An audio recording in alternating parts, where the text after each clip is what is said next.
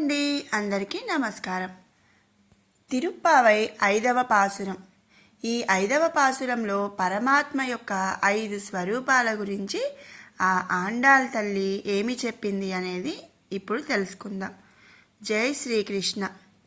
మాయనై మన్ను వడమదురై మయుందనై தூய பெருநீர் யமுனை துறைவனை ஆயர் குலத்துனில் தோன்றும் மணிவிளக்கை தாயை குடல் விளக்கம் செய்த தாமோதரனை தூயோமாய் வந்து நாம் தூமாலர் தூவித்தொழுது வாயினால் பாடி மனத்தினால் சிந்திக்க போய பிழையம் புகுதருவா நின்றனவும் தூயினில் தூசாகும் செப்பேலோరెంబావాయ్.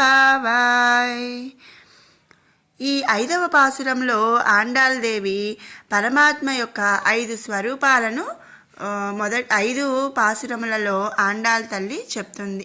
అసలు తిరుప్పావైలో ఎంత గంభీరమైన లోతైన అర్థాలున్నాయనేది మరి చూడండి, తెలుసుకుందాం. வேத மனைத்துக்கும் வித்தாகும் அயைந்து மயுந்தும் அறியாத మానిడరై వయ్యం సుమప్పుదుం వంబు. అంటే అనంతమైన వేదములు ఉన్నప్పటికీ బీజం ఎలాగైతే ఉంటుందో అలాగే పెద్ద వృక్షం ఉందనుకోండి, దానికి మూలం ఏమిటి? బీజం అంటే విత్తనం అన్నమాట. మరి ఆ మహావృక్షానికి కాయలుంటాయి, పళ్ళుంటాయి, కొమ్మలుంటాయి, ఆకులుంటాయి. ఇన్ని ఉండడానికి కూడా కారణం ఏమిటి అంటే ఆ ఒక్క చిన్న విత్తనం అన్నమాట. మరి ఆ మహావృక్షానికి మూలం చిన్న విత్తనం మాత్రమే. అదేవిధంగా అంత గొప్పదైన వేదమనే మహావృక్షానికి బీజమనే విత్తనమే ఈ తిరుప్పావై అన్నమాట. మరి అంటే చూడండి, ఈ తిరుప్పావైలో ఎంత గొప్పవైన రహస్యాలు, అర్థాలు ఉన్నాయనేది మనం తెలుసుకోవాలి. మరి గోదా గోపిక పిలుపును అందుకుంటున్న గోపికలు అందరూ కూడా ఒక చోట చేరారు. ఒక గోపిక అంటుందంట ఇలా: శ్రేయాంసి బహు విజ్ఞాని భవంతి మహతామపి. ఎంత వారికైనా ఒక మంచి పని చేద్దాం అనుకున్నప్పుడు, ఎంత పెద్దవారికైనా గొప్పవారికైనా కొన్ని ఆటంకాలనేవి ఎదురవుతాయి.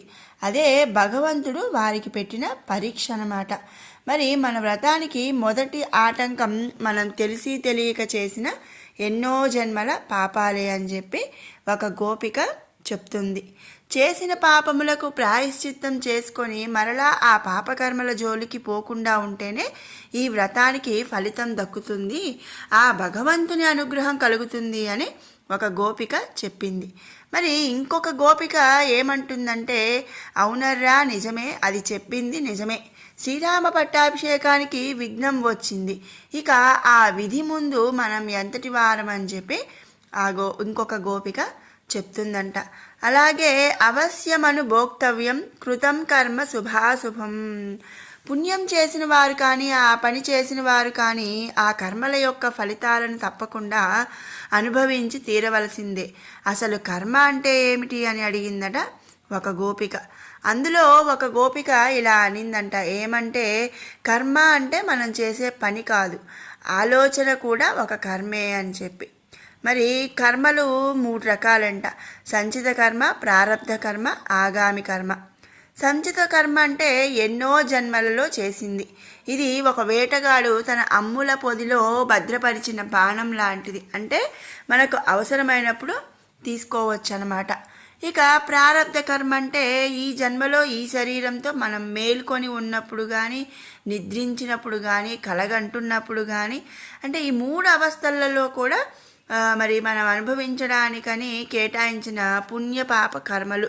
ఇది వేటగాడు వేసిన బాణం లాంటిదంట. మరి ఫలితం అయితే అనుభవించక తప్పదు. ఇక ఆగామి కర్మ అంటే ఏంటంటే ఈ జన్మలో చేసుకున్నది వచ్చే జన్మలో అనుభవించాల్సి ఉంటుంది. ఇది వేటగాడి చేతిలో వేయడానికి సిద్ధంగా ఉన్న ఒక బాణం లాంటిది. మరి బాగా పండిన కర్మలను తీసి భగవంతుడు 7 జన్మలకు కేటాయిస్తాడు. పోనీ పుణ్యం ఎక్కువ చేస్తే పాపం నశిస్తుందా అంటే అలా కుదరదు, దేని లెక్క దానిదే. మరి పాపకర్మ పుణ్యకర్మ 2 కూడా దేనికది మరి పోవాల్సిందే. ఎంత చిక్కో చూడండి. ఇప్పుడు ఇంకో తెలివిగల గోపిక చూడండి ఏం చెప్తుందంటే, మరి ఆ గోదా గోపిక ఆ గోపికలందరినీ ఒక దగ్గర చేర్చి స్నానానికి వెళ్ళాలని, అంటే ఆ శ్రీకృష్ణ పరమాత్మ దర్శనం చేద్దామని బయలుదేరే ముందు జరిగిన సంభాషణ ఇదంతా అన్నమాట. క్షీయంతే చాస్య కర్మాణి తస్మిన్ దృష్టే పరావరే. అంటే ఆ పరమాత్మను దర్శించగానే కర్మలన్నీ విడిపోతాయంట. ఈ విషయం ఉపనిషత్తులు చెప్తున్నాయని మన పెద్దవాళ్ళు చెప్పడం వల్ల తెలుసుకున్నాం కదా. ఆ మాటలను విని మన ప్రవర్తనను తీర్చిదిద్దుకొని భగవంతుని యొక్క అనుగ్రహానికి పాత్రులవుదామని చెప్పి ఇంకొక గోదా గోపిక చెప్తుంది. అప్పుడు సంచిత కర్మలు నిప్పులో వేసిన దూదిలాగా నశిస్తాయి. ఆగామి కర్మలు తామరాకు మీద నీటి బొట్టులాగా మనకు అంటవు. అయితే ప్రారబ్ధ కర్మ మాత్రం మనం అనుభవించి తీరవలసిందేనా అని ఒక గోపిక నిరాశ చెందిందంట. అప్పుడు గోదా గోపిక అంటుందట, శరణాగతి పొందిన వాళ్ళు నిరాశ పడనవసరం లేదు అని చెప్పి ఇంకొక గోదా గోపిక చెప్పిందంట. మరి శ్రీమన్నారాయణుడే దిక్కు అని పూర్తిగా నమ్మిన వాళ్ళం ప్రారబ్ధాన్ని కూడా భగవంతుడు మన చేత సుఖంగా అనుభవించినట్లు చేస్తాడు. అందులో ఎలాంటి సందేహం అక్కర్లేదు. ఇక్కడ మనకు ఒక అనుమానం రావచ్చు. ఏంటంటే గోపికలు అమాయకులు, చదువు లేని వారు కదా, మరి వారికి అంత జ్ఞానం ఎక్కడి నుంచి వచ్చింది అని మనకు అనుమానం రావచ్చు. నందవ్రజంలో గర్గుడు, సాందీపుడు మొదలైన పెద్దలు, గురువులు ధర్మశాస్త్రాలను చెబుతున్నప్పుడు వాళ్ళు వినడం చేత అంత పాండిత్యం వచ్చింది. ఇప్పుడు గోదా గోపిక అంటుంది, ఈ వ్రతం సాగడానికి కర్మలు తొలగి వారి కోరిన ఫలితాన్ని పొందడానికి సులభంగా ఒక ఉపాయాన్ని ఈ పాసురంలో గోదాదేవి చెబుతుంది. మాయనై మన్ను వడమదురై మయుందనై. అంటే మాయనై ఆయన మాయావి అట. ఎవరు? మన చిన్ని కృష్ణుడు. మరి ఆ చిన్ని కృష్ణుడు ఒక మాయావి అట. గోపాలకృష్ణుడు శ్రీకృష్ణ పరమాత్మ ఒక మాయావి అంట. మన్ను వడమదురై, మన ఉత్తర భారతదేశంలో గల మధురలో జన్మించిన మైందనై అంటే దీశాలి, ధైర్యవంతుడు, వీరుడు, సూర్యుడు అంట. తూయ పెరునీర్ యమునై తురైవనై, నిర్మలమైన పరిశుద్ధమైన నీటితో కూడుకున్న యమునా తీరంలో ఆయన విహరించేవాడు, ఈత కొట్టేవాడు. యమునా తరంగాల మీద జలక్రీడలాడే ప్రభువట శ్రీకృష్ణ పరమాత్ముడు. అయర్ కులత్తునిల్ తోన్రుం మణి విలక్కై, యదువంశంలో గోపాల కులంలో మణిదీపం వంటి వాడు మన శ్రీకృష్ణ పరమాత్మ. తాయై కుడల్ విళక్కం సెయిద దామోదరనై, మరి యశోదాదేవి గర్భాన జన్మించి ఆమెకు కీర్తి తెచ్చాడు. మరి ఆయన సమస్త గుణాలు పరిపూర్ణంగా ప్రసాదించింది శ్రీకృష్ణ అవతారంలోనే. యశోదాదేవి ఆయన్ని రోటికి కట్టివేసింది. ఈ పాసురంలో గోదాదేవి శ్రీకృష్ణుడి లీలల్ని ఊహించుకొని ఆనందిస్తుందని మనం తెలుసుకోవాలి. తన్మయం చెందుతుందంట ఆ గోదాదేవి. ఈ పాసురంలో కృష్ణమాయ దోబూచులాడుతుంది. పసిబిడ్డగా ఉన్నప్పుడే పూతన వంటి రాక్షసుణ్ణి మట్టుబెట్టినవాడు మన శ్రీకృష్ణ పరమాత్మ. ఆయన్ని మట్టుబెట్టడానికి వచ్చిన రాక్షసుల అంతు చూశాడు. అలాంటి బాలగోపాలుడి అల్లరి ఈ గోపకాంతల గగ్గోలు భరించలేక ఆయన నడుముకి తాడు కట్టి రోటికి కట్టివేసింది. యశోద తల్లి మాత్రమే కాదు, భక్తురాలు కూడా. ఆమె భక్తికి ఆ కృష్ణుడు బందీ అయిపోయాడు.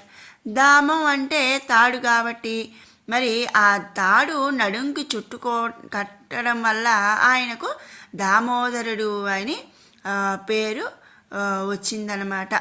మరి ఇదంతా కూడా మనకు దామోదర లీలలో మనకి తెలుస్తుంది.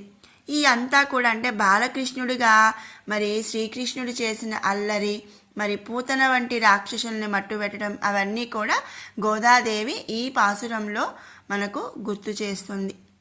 தூயோமாய் வந்து நாம் தூமலர் தூவித்தொழுது வாயுனால் பாடி மனத்தினால் சிந்திக்க போய பிழையும் புகுதருவா நின்றனவும் తూయినిల్ తూసాగుం చెప్పేలోరెంబావాయ్. అంటే అలాంటి దామోదరుడి దగ్గర మనం ఏకాగ్రతతో పరిశుద్ధంగా పవిత్రమైన హృదయంతో వెళ్ళి పువ్వులను సమర్పించి పూజ చేయాలి. అప్పుడు మన బంధాలు, సంసార బంధాలు కూడా తొలగిపోతాయన్నమాట. మరి ఇలా గోదాదేవి ఇంతవరకు మొదటి 5 పాసురాల్లో గోపికలను శ్రీ గోదా గోపిక వ్రతానికి సిద్ధం చేసిందనమాట. అంటే ఏంటంటే మరి ఈ వ్రతం చేయటం వల్ల మనకు ఈ ఫలితాలు ఉంటాయి. మరి మనకు పర అనే ఒక ఇది ఇచ్చేదా శ్రీకృష్ణ పరమాత్ముని మనం పూజించాలి. మరి ఆ బాలగోపాలుడి యొక్క గుణాలు, స్వరూపాలు ఇలా మనకు అన్నీ కూడా ఒక్కొక్క పాసురంలో ఒక్కొక్కటి. మరి దామోదర ఈ ధనుర్మాస వ్రతం అంటే తిరుప్పావై వ్రతం చేసేవాళ్ళు పాటించవలసిన నియమాలు ఇవన్నీ కూడా ఈ 5 పాసురాల్లో మనకు గోదా గోపిక చెబుతూ మనల్ని వ్రతానికి సిద్ధం చేసింది. ఇక రేపటి నుంచి వచ్చే మరి పాసురాల్లో తిరుప్పావై శ్రీవ్రతం అనేది ప్రారంభమవుతుందని మనం తెలుసుకోవాలి. మరి విన్నారు కదండి, తిరుప్పావై 5వ పాసురంలో పరమాత్మ యొక్క 5 స్వరూపాల గురించి మనం తెలుసుకున్నాము. రేపటి వీడియోలో 6వ పాసురం తెలుసుకుందాం. మీకు ఈ వీడియో నచ్చినట్టయితే లైక్ చేయండి, షేర్ చేయండి. అలాగే మరిన్ని అప్డేట్స్ కోసం మన ఛానల్ని సబ్స్క్రైబ్ చేసుకోండి. Thanks for watching.